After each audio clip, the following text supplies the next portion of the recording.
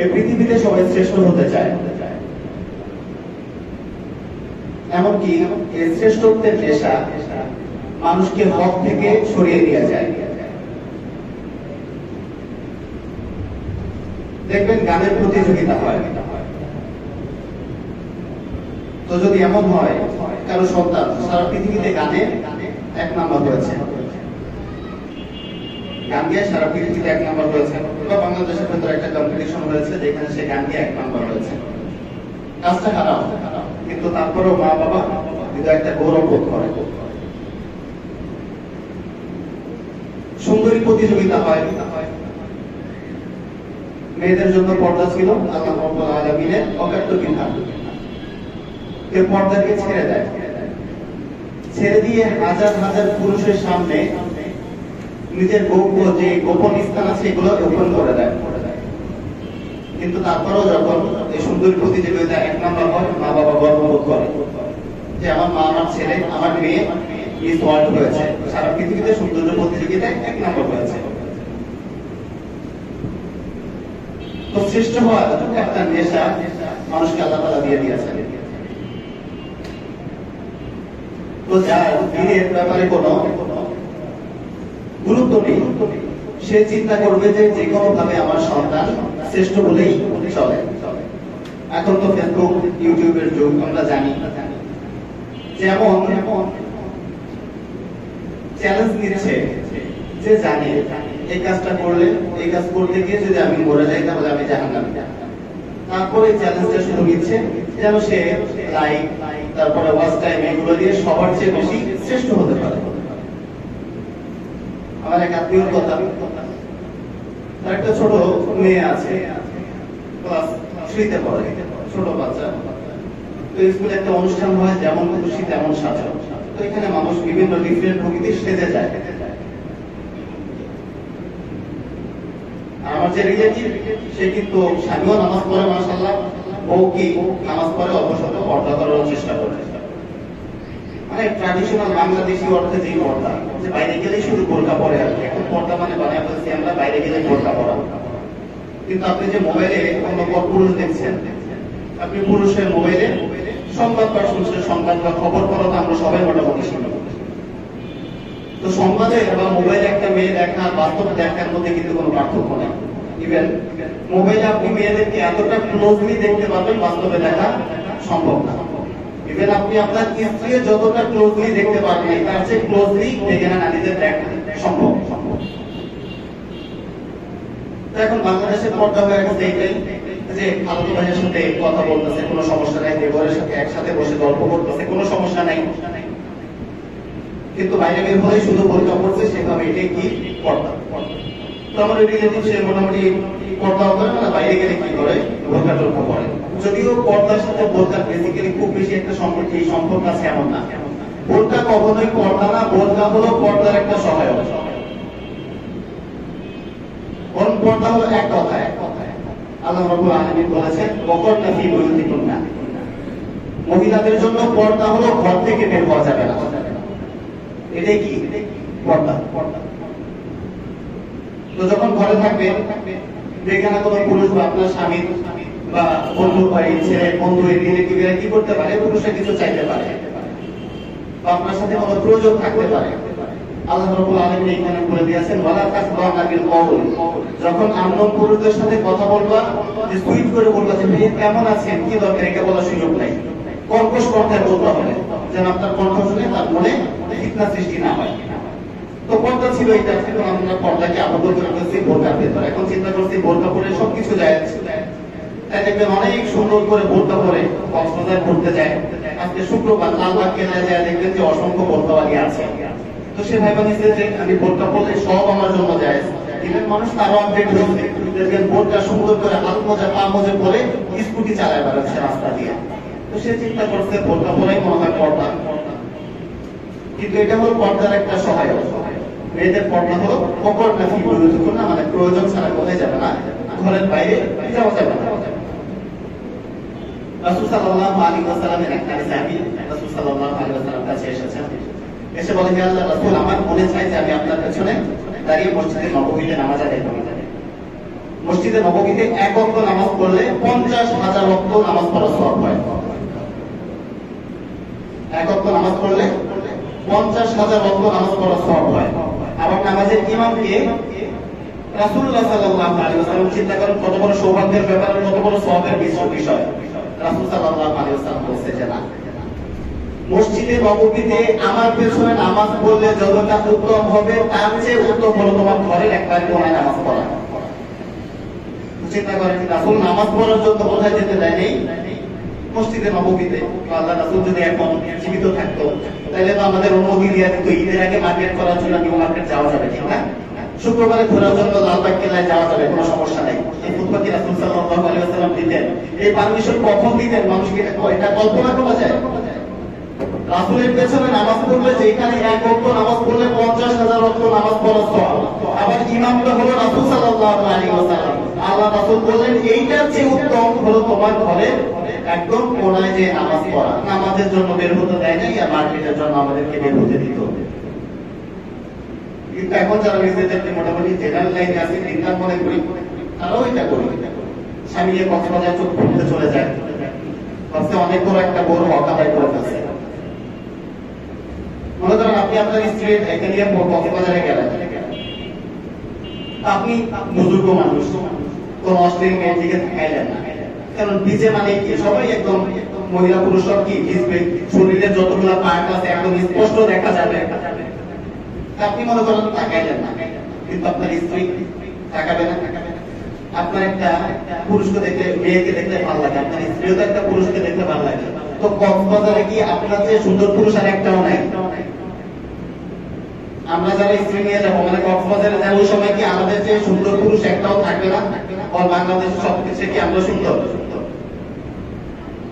কেমন হতে পারে? আপনি তো অভিজ্ঞায় করেন নাই, কিন্তু আপনার স্ত্রী সুন্দর সুন্দর শুনে একটা পুরুষ দেখতে, তার হৃদয়ে কিন্তু এটা শুরু হয়েছে যে কি চাচারে বিয়া করলাম। 30 বছর বয়স, দাঁড়ি হইল কমপক্ষে এক গোষ্ঠী। তার কাছে কি ভালো লাগবে আপনাকে? পরে যখন আপনার কাছে আসবে বাসায়, বাসায় কিন্তু চলে এসেছে, কিন্তু মাথায় ওই পুরুষের প্রতিচ্ছবি কি বারে বারে রিফ্লেক্ট হতে থাকবে।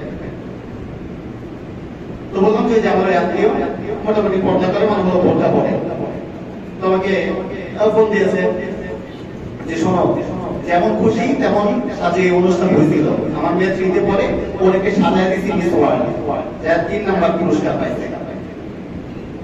কি খুশি, আলহামদুলিল্লাহ সুবহানাল্লাহ বলে একদম শেষ করে ফেলছে। তো বলেন যে মেয়েকে মানে বাচ্চা বয়স থেকে শিখাইতেছে যে তোমার মিস ওয়ার্ল্ড হতে হবে, সে কি বড় হয়ে রাবেয়া বস্তি হওয়ার কোনো সুযোগ আছে?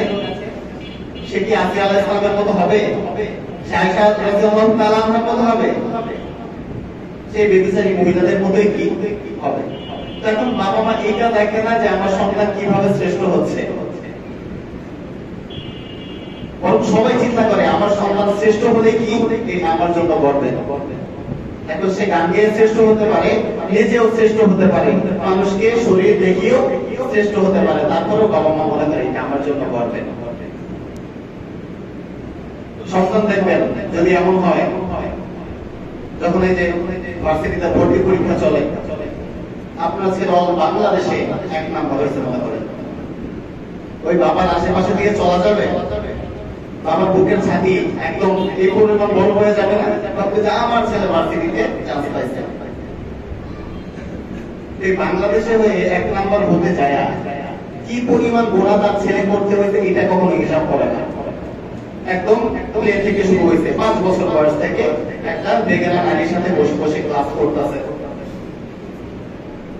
হয় না? সহশিক্ষা দেয় এখন আমাদের দেশে সব জায়গায় পেয়ে যাবে, কিন্তু কোনো মহিলাকে দেখা যায় যাচ্ছে না, সম্পূর্ণ হারামকে যদি ভাবে দেখা যায় তাহলে সে কাফের হয়ে যাবে। তো এতগুলো গোনা করে আপনার ছেলে যায় বাংলাদেশে ভার্সিটিতে কি 1 নম্বরে, আপনি খুব ভাবছেন যে আমি অনেক বড় কিছু করে ফেলছি, এখনো অনেক গর্বের কাজ করে ফেলেছি। আসলে আপনি যদি ইসলামের দৃষ্টিকোণ থেকে দেখতেন, আপনি হলো ইসলামের দৃষ্টিতে সবচেয়ে অযোগ্য বাবা, আপনার সুইসাইড করে বললে এসে কম গোনা হতো। কারণ সুইসাইড করে বললে নিজে নিজে কি করবেন? আল্লাহ ভোগ করবেন, এটা কি আল্লাহ তাআলা মাফ করলেও করতে পারে, কিন্তু আপনি বান্দার হক নষ্ট করছেন, সন্তানের হক নষ্ট করছেন, আল্লাহ তাআলা এটা মাফ করবে না। তো লজ্জায় তো এই সমস্ত ভাবে মরে যাওয়া উচিত, কিন্তু তারপরে আমরা গর্ববোধ করি, কারণ আমরা সর্বশ্রেষ্ঠ হতে চাই।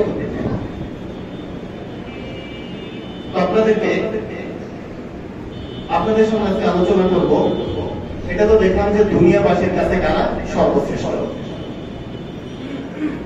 আমরা আলোচনা করব যে আল্লাহ রাব্বুল আলামিনের কাছে কারা সর্বশ্রেষ্ঠ। যেমন আপনার ছেলে যদি অল বাংলাদেশের মতো ভার্সিটি পরীক্ষা 1 নম্বর হয়, এসএসসি পরীক্ষা যদি একদম বোর্ডের ভিতরে 1 নম্বর হয়, যেমন গর্ববোধ করবেন, যতটা খুশি হবেন, আল্লাহ রাব্বুল আলামিনের কাছে যারা সর্বশ্রেষ্ঠ এই গুণগুলো অর্জন করলে যদি আপনি আরো বেশি খুশি না হন, তাহলে বুঝতে হবে আপনার ভেতরে ঈমান নাই। আপনি নিজেকে মুসলমান দাবি করছেন, কিন্তু আপনি একজন মুনাফিক। আপনি ভাবছেন আপনি অনেক বড় একদম আল্লাহ হয়ে গেছেন, কিন্তু আল্লাহর দরবারে আপনি আর আবু জাহেলের ভেতরে কোনো পার্থক্য নাই। তাই দেখবেন এসএসসি পরীক্ষায় গোল্ডেন পাইলে কিন্তু বাবা মা খুশি শেষ থাকে না, 2, 3, 5 গ্রাম মেরে শুধু মিষ্টি বিলাই, ঠিক না? কিন্তু যদি সন্তান হাফেজ হয় ওই রকম খুশি হয় না। সন্তান মাওলানা হলে জানেই না কবে মাওলানা শেষ হয়ে গেছে, মুফতি হলে ওই রকম খুশি আর থাকে না, A+ পেলে যেরকম খুশি পেত। তো যদি আপনার মনের অবস্থা এমন হয় যে আপনি আপনার সন্তান হারাভাবে যদি সর্বশ্রেষ্ঠ হয়, সবাইকে পিছনে ফেলে এগিয়ে যায়, তাহলে খুব খুশি। কিন্তু যে আলোচনাগুলো করবো, যে সমস্ত মানুষের কথা বলবো, এটা হলো আল্লাহ রাব্বুল আলামিনের কাছে সর্বশ্রেষ্ঠ। আপনি যদি এই গুণগুলো অর্জন করার চেষ্টা না করেন, আপনি যদি আপনার সন্তানকে আল্লাহ রাব্বুল আলামিনের কাছে সর্বশ্রেষ্ঠ না বানানোর চেষ্টা করেন, আপনি যদি আপনার মেয়েকে আল্লাহ রাব্বুল আলামিনের কাছে সর্বশ্রেষ্ঠ না বানানোর চেষ্টা করেন, তাহলে বুঝতে হবে আল্লাহ রাব্বুল আলামিনের কাছে আপনি দুনিয়াবাসীর কাছে সর্বশ্রেষ্ঠ হতে পারেন, কিন্তু আল্লাহ রাব্বুল আলামিনের কাছে সর্বনিকৃষ্ট। দুনিয়াবাসীর কাছে কে সর্বশ্রেষ্ঠ, এটা দিনে দিনে চেঞ্জ হয়।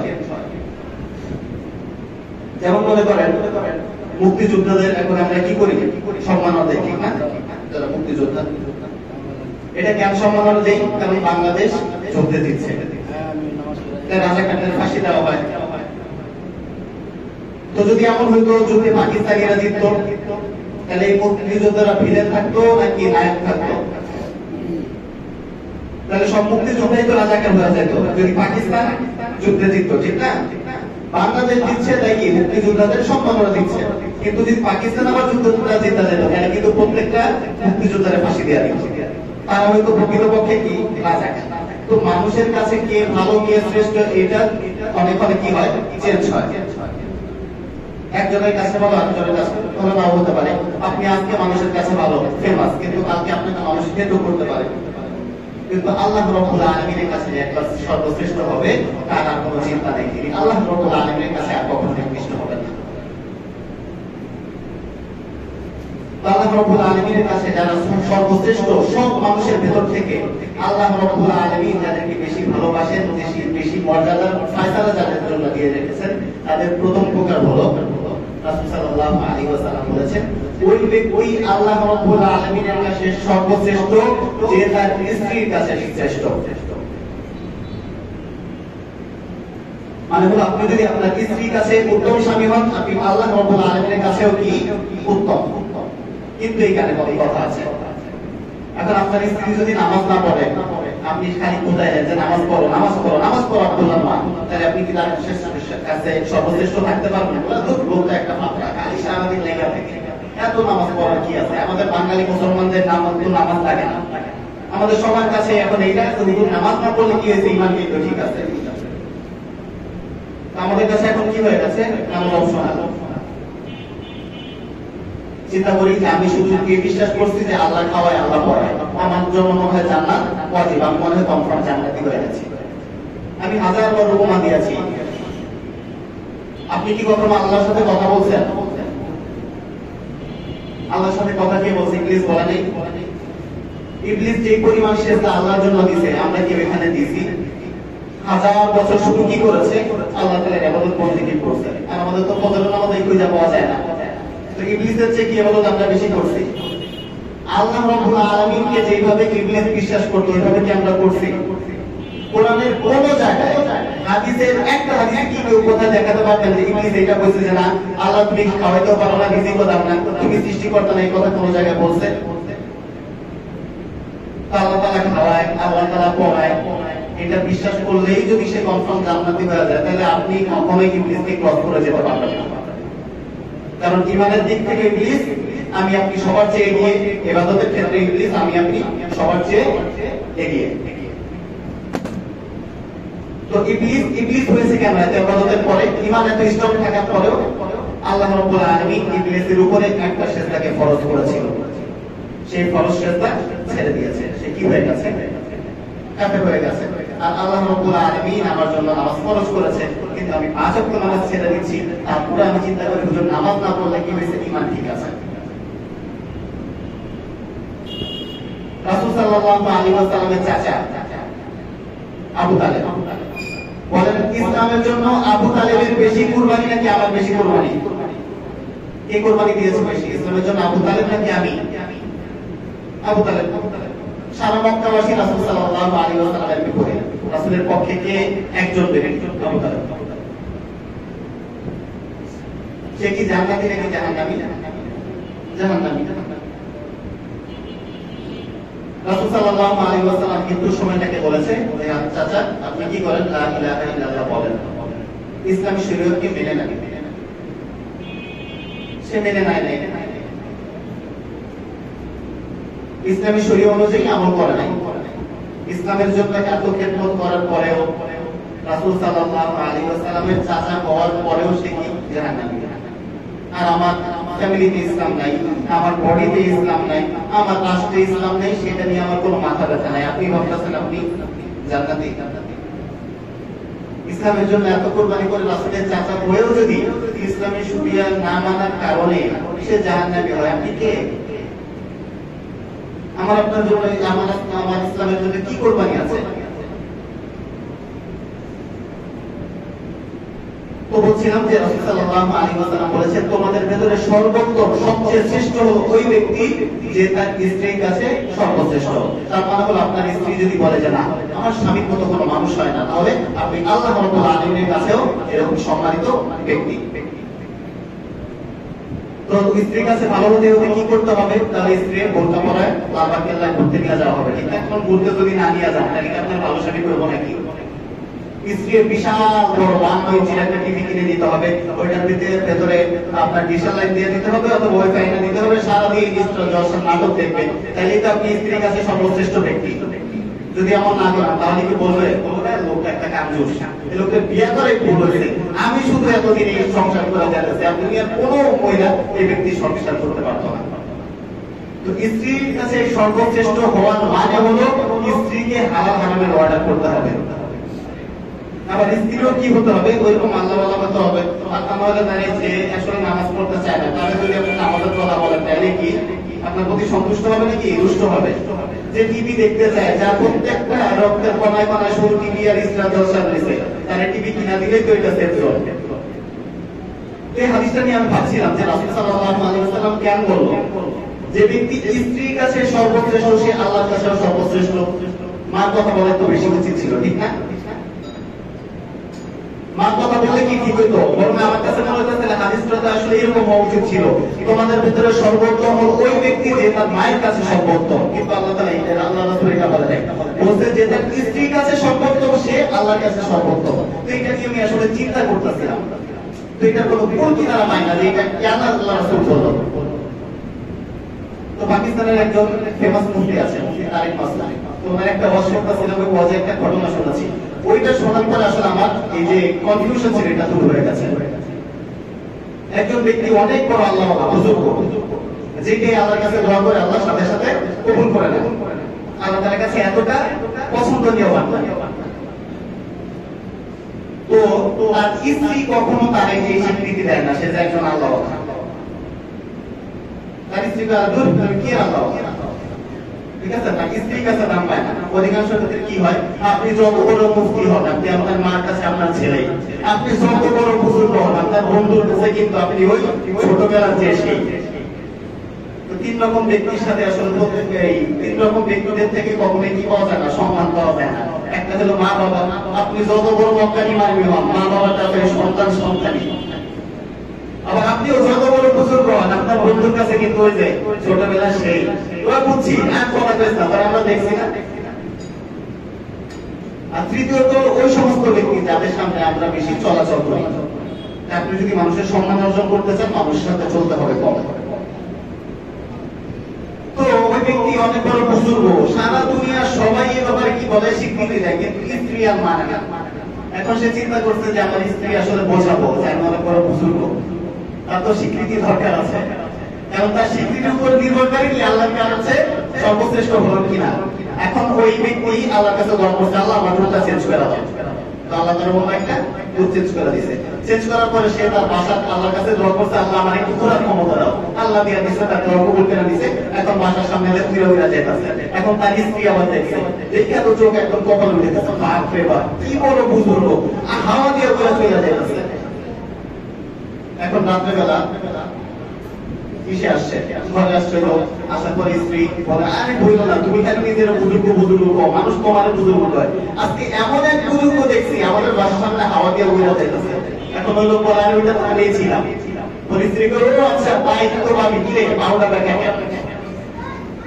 তো স্ত্রী কখনোই কি করতে চায় না, স্বামীর ক্রেডিট দিতে চায় না। এই ঘটনার সাথে আমরা আমার কনফারেন্স করেছে যে আল্লাহ রাসূল কেন বলছে যে স্ত্রীর কাছে সর্বশ্রেষ্ঠ, সে আল্লাহর কাছেও সর্বশ্রেষ্ঠ। কারণ স্ত্রী সহজে স্বামীকে ক্রেডিট দিতে চায় না। যে আপনাকে ক্রেডিট দিতে চায় না, সে যদি ক্রেডিট দেয় বুঝতে হবে আপনি আসলে ভালো মানুষ। রাসূল সাল্লাল্লাহু আলাইহি ওয়াসাল্লাম প্রথম যে প্রকাশ বললেন যে এই সমস্ত ব্যক্তি আল্লাহর কাছে সর্বশ্রেষ্ঠ, তারা কে, যে তার স্ত্রীর কাছে সর্বশ্রেষ্ঠ, একদম ভালো স্বামী। দ্বিতীয়ত রাসূল সাল্লাল্লাহু আলাইহি ওয়াসাল্লাম বললেন, তোমাদের ভিতরে সর্বশ্রেষ্ঠ হলো ওই ব্যক্তি যে কোরআন শেখে এবং শেখায়।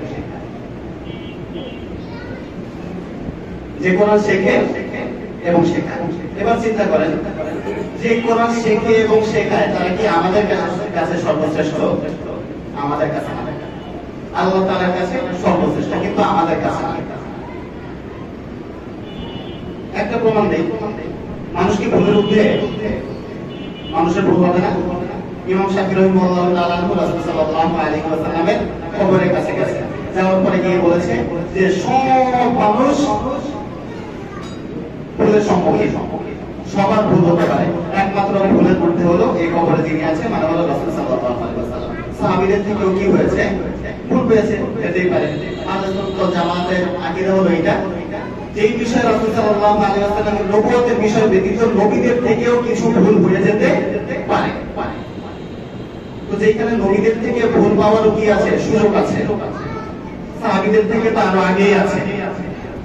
তো সেখানে আমরা চাই ইমাম হতে হবে এমন যে কি নবী রাসূলের চোখ পড়ে, মানে নবীদের তো ভুল হওয়ার সম্ভাবনা আছে, কিছু কিছু ভুল হতে পারে, কিন্তু ইমাম সাহেবের জীবনে ভুল হইতেই পারবো না, মানে ইমাম সাহেব হতে হবে ফেরেশতা। যদি আপনি সূরা ফিরে জুমার নামাজে ভুল করি, দেখবেন কি অবস্থা হয়।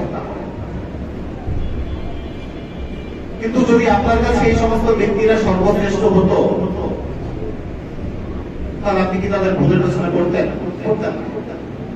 তার মানে হলো যারা কোরআন শেখায় এবং শেখে তারা আল্লাহর কাছে সর্বশ্রেষ্ঠ হতে পারে, আপনার কাছে না।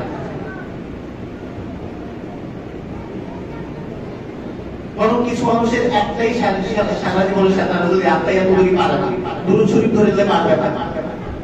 আল্লাহ তাআলার প্রশংসা করতে যে আল্লাহ তাআলাকে গালি দেয়, যেমন আলহামদুলিল্লাহ মানে হলো প্রশংসা। আর যদি এটা হা দিয়ে বলেন, গোল হা দিয়ে, কারণ সবাই তো হা উচ্চারণ করতে পারে না, ঠিক না, চাপ দিয়ে যেটা আছে বলতে হয়, যেটাকে বলা হয় ছোট হা। তো পরে আলহামদুলিল্লাহ, হামদু মানে হলো ধ্বংস হওয়া। যেমন আরবিতে বলে যে বাড়ি ধ্বংস হয়ে গেছে, মানে ভেঙে পড়েছে, তার মানে হলো আপনি বলতেছেন আলহামদু যদি বলেন তার মানে হলো প্রশংসা লিল্লাহি রাব্বিল আলামিন, আল্লাহ রাব্বুল আলামিনের জন্য, যিনি রব্বুল আলামিন। কিন্তু যদি হাদিয়া বলেন তার মানে হলো আল্লাহ বলতেছেন ধ্বংস হলো রব্বুল আলামিনের জন্য। একদম মানুষ আছে সারা জীবনে কি এতটুকু সময়ও তার হয় নাই, কারণ সে এত দূরে থাকতে নামাজ শুনতে হবে, কিন্তু সে ফটো একটাই যাচ্ছে, এটা হলো সবার জান্নাত।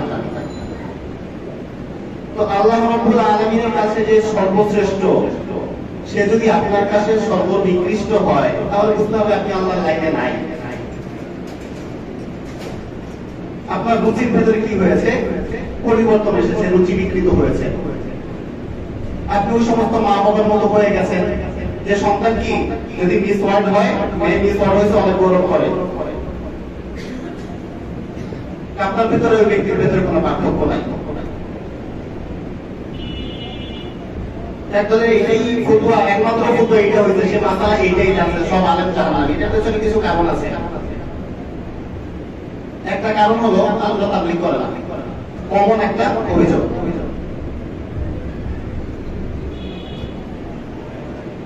একজন মাসে যে 3 দিন কি করলো, সারা মাস কিন্তু আমরু বিল মারুফ নাহি আনিল মুনকার করে নাই। যদিও তাবলীগের জন্য শুধু আমরু বিল মারুফ আর নাহি আনিল মুনকার আবশ্যক নাকি প্রত্যেকটা মুসলমানের জন্য, প্রত্যেকটা মুসলমানের জন্য এটা কি ফরজ, কিন্তু একজন সারা সপ্তাহ এটা করে নাই, মাসে 3 বার যে 3 দিন এই কাজটা করে, সে এসব বলে ইমাম সাহেব কি জাহান্নামী, আমরুতে তাবলীগ করে নাই। শরীর ভাষায় তাবলীগ বলা হয় অমুসলিমকে ইসলামের দাওয়াত দেওয়া। আর আপনি মুসলমান হয়ে যদি মুসলমানকে দাওয়াত দেন সেটা তাবলীগ না, সেটা হলো তালিম। তালিম মানে হলো শেখা। ওই যে আমরা ফাজাইলে তালিম কি করি, তালিম করি, মানে হলো কি শেখাই। ফাজাইলে আমল থেকে তালিম করা হয় না, তো তার মানে কি তালিম করা মানে শেখাই। ইসলামের মানে যে ফজিলতগুলো আছে এটা শেখাচ্ছি। আর তাবলীগ শাব্দিক অর্থ হলো পৌঁছে দেওয়া। এটা সব পৌঁছে দেওয়াকে কি বলে তাবলীগ। এমনকি ওই যে ফুটপান্ডা লোক আছে না, বিরিয়ানি যদি ঘর থেকে মোবাইলে অর্ডার দেন আপনার বিরিয়ানি দেওয়া যায়, শাব্দিক অর্থ ওইটাও কি তাবলীগ, কারণ আপনার কাছে কি করছে, পৌঁছায় দিচ্ছে। তার মানে হলো তাবলীগ শারীরিক পরিভাষায় একমাত্র যেটা অমুসলিমকে দাওয়াত দেওয়া হয়। একজন আছে জীবনেও দেয় না, এরকম অনেক মানুষ আছে জীবনেও অমুসলিমকে দাওয়াত দেয় না। তালিমের কাজ করে আইসা ফুটা দেখি হুজুররা তাবলীগ করে না। সে সারা সপ্তাহে বা মাসে 1 বা 3 দিন মানুষের নামাজের জন্য ডাকে।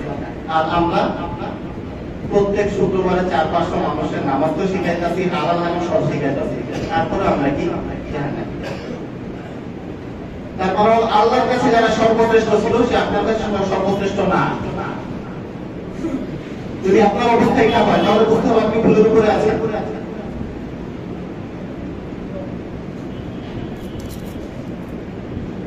এই সর্বশ্রেষ্ঠ জামাতে নিজেকে লাগিয়ে রাখতে হবে। হয়তো কোরআন শিখতে হবে, না হলে শেখাতে হবে।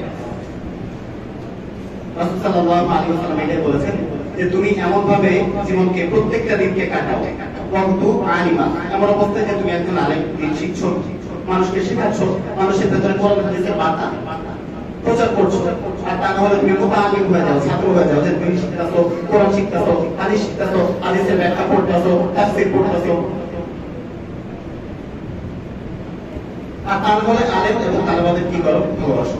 এই 3 প্রকার ব্যক্তি কিন্তু সবাই কি ধ্বংসের ভেতরে আছে।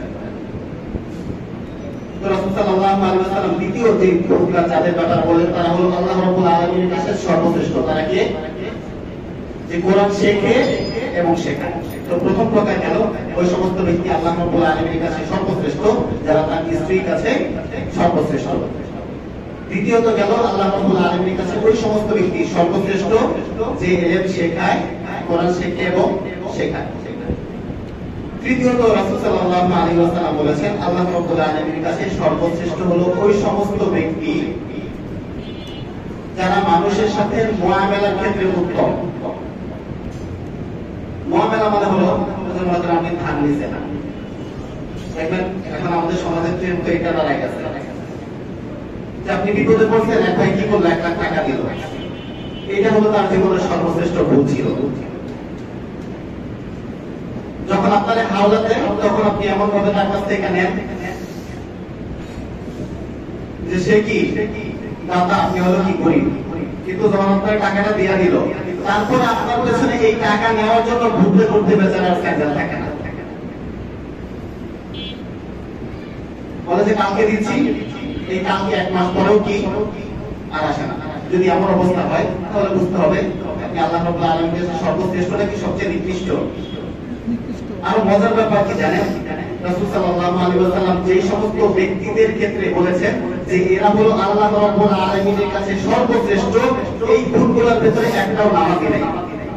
শুধু নামাজ পড়লে, রোজা রাখলে, হজ করলে, যাকাত করলে আল্লাহর কাছে সর্বশ্রেষ্ঠ হওয়া যায় না। যেই ক্ষেত্রে রাসূল সাল্লাল্লাহু আলাইহি ওয়াসাল্লাম বলেছেন এই সমস্ত ব্যক্তিরা হলো আল্লাহ রাব্বুল আলামিনের কাছে সর্বশ্রেষ্ঠ, এগুলোর একটা প্রকার নামাজ নাই, রোজা নাই, হজ নাই, যাকাত নাই।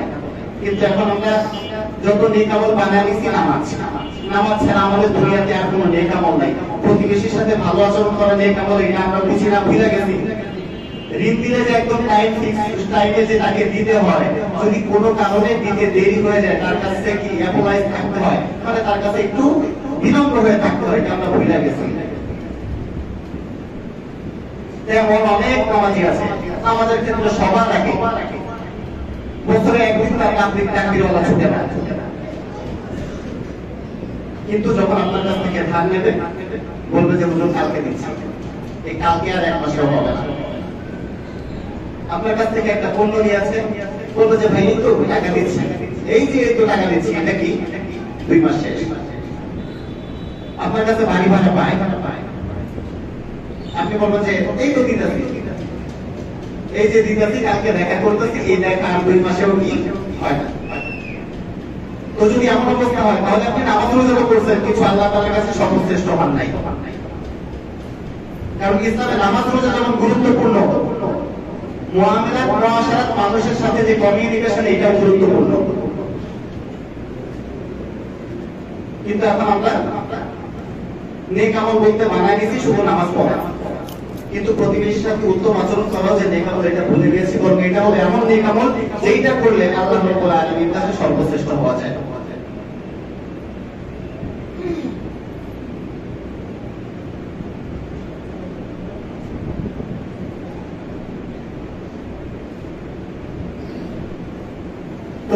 তৃতীয় প্রকার যাদের ব্যাপারে রাসূল সাল্লাল্লাহু আলাইহি ওয়াসাল্লাম বলেন এরা হলো সর্বশ্রেষ্ঠ আল্লাহ রাব্বুল আলামিনের কাছে।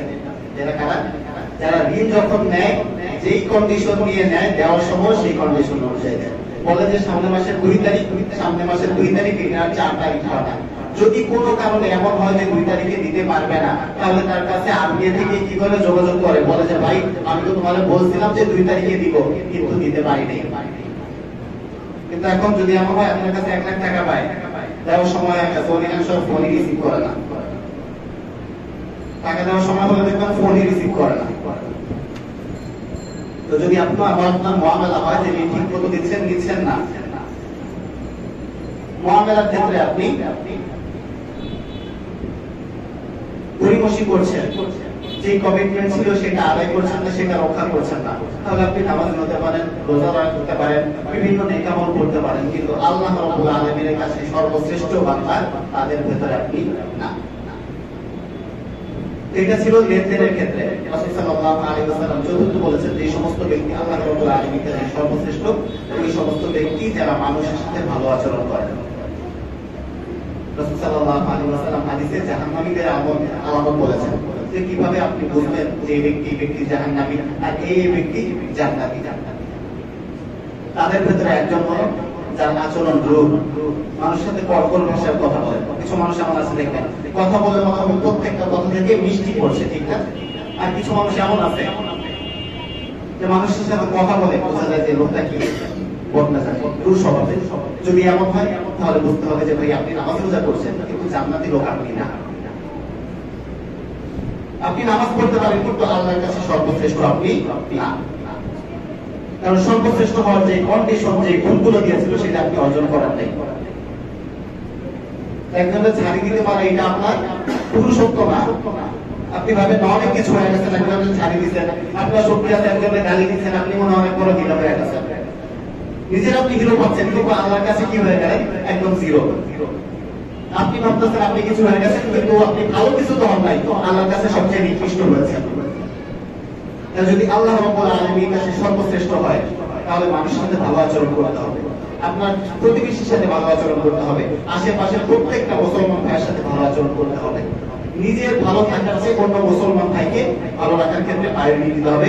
তাবলীগে এটা শেখানো হয় ইকরামুল মুসলিমিন।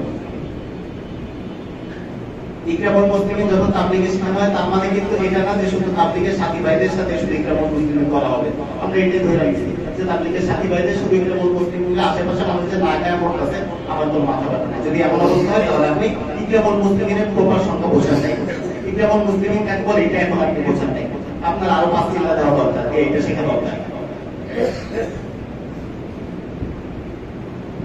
আল্লাহ রাব্বুল আলামিনের কাছে যদি সর্বশ্রেষ্ঠ হতে চাই, তাহলে রাসূল সাল্লাল্লাহু আলাইহি ওয়াসাল্লাম বলেন আল্লাহ রাব্বুল আলামিনের কাছে ওই সমস্ত ব্যক্তি সর্বশ্রেষ্ঠ যারা মানুষের সাথে আচরণের ক্ষেত্রে সর্বশ্রেষ্ঠ, মানুষের সাথে ভালো আচরণ করে। তো বলছিলাম যে মানুষের কাছে আপনি শ্রেষ্ঠ হলেন নাকি এটা ম্যাটার করে না। আজকে আপনাকে একজন ভালো বলছে, কিন্তু কালকে আপনার সাথে জমি নিয়ে বিরোধ লাগবে, ও তো ভালো ছিল, নামাজ পড়ে ঠিক আছে, কিন্তু বলে সবকিছু মাটি করে দেবে। আপনার হাজার হাজার নেক আমল, এটা দেখবে না, একটা মাত্র ভুল পাবে, আপনাকে মাটির সাথে মিশিয়ে দেবে। তাই মানুষের কাছে শ্রেষ্ঠ না হতে চাই, আমাদের উচিত হলো আল্লাহ রাব্বুল আলামিনের কাছে কিভাবে শ্রেষ্ঠ হওয়া যায়। আল্লাহ রাব্বুল আলামিন আমাদেরকে আল্লাহ রাব্বুল আলামিনের কাছে শ্রেষ্ঠ হওয়ার তৌফিক দান করুন।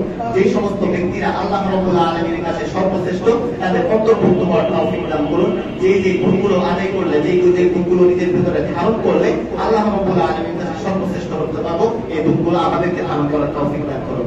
পরিশেষে একটা কথা বলবো, আপনাদেরকে একটা সংবাদ দিই, আমাদের যারা নিয়মিত মুসল্লি আছেন,